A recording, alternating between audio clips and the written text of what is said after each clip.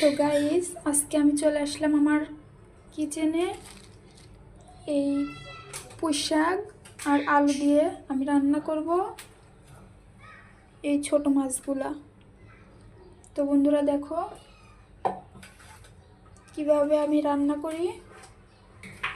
তো আমি তেলটা দিয়ে নিয়েছি। তেলটা দেওয়ার পরে দিয়ে দেব পেঁয়াজ কুচি আর কাঁচা লঙ্কা।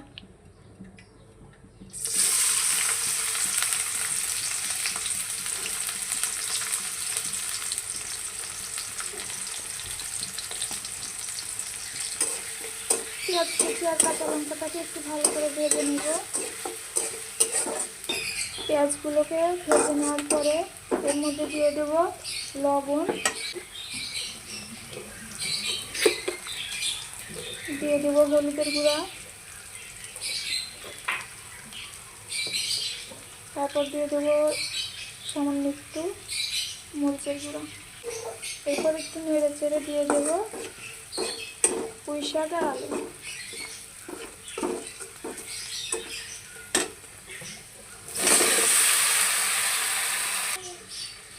শাক আর আলুটাকে দিয়ে দেওয়ার পর একটু নেড়ে চেড়ে ঢাকনা দিয়ে ঢেকে দেবো।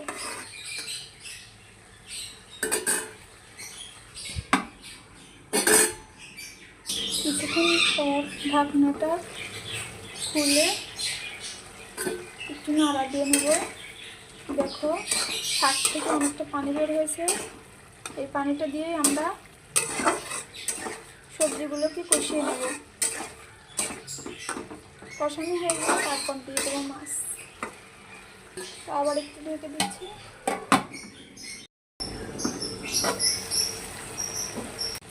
দেখো পানিটা প্রায় শুকিয়ে এসেছে।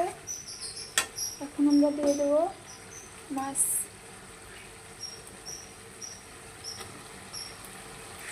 মাছগুলো দেওয়া হয়ে গেলে মাছগুলোকে ভালো করে নেড়ে চেড়ে কষিয়ে নেব।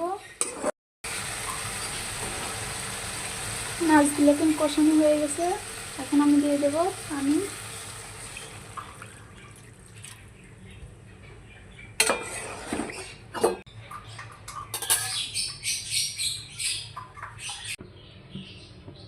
দেখো এই আমার রান্নার ফাইনাল লুক কেমন হয়েছে তোমরা কিন্তু কমেন্টে জানাবে।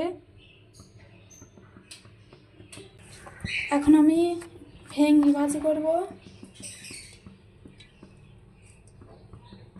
তেল দিয়ে নিলাম, পেঁয়াজ কুচি আর কাঁচা লঙ্কা দিয়ে দেব। পেঁয়াজ আর লঙ্কাগুলোকে একটু ভালো করে ভেজে নেব। পেঁয়াজগুলোকে ভাজার পরে আমি দিয়ে দিয়েছি ভেঙে। ভেঙেটা দেওয়ার পরে আমরা একটু লবণ দিয়ে নেব।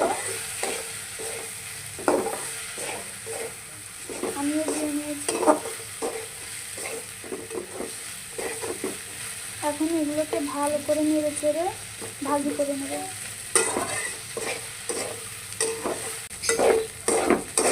দেখো আমি এখন দিয়ে দিচ্ছি অল্প একটু হলুদের গুঁড়া, সামান্য করে।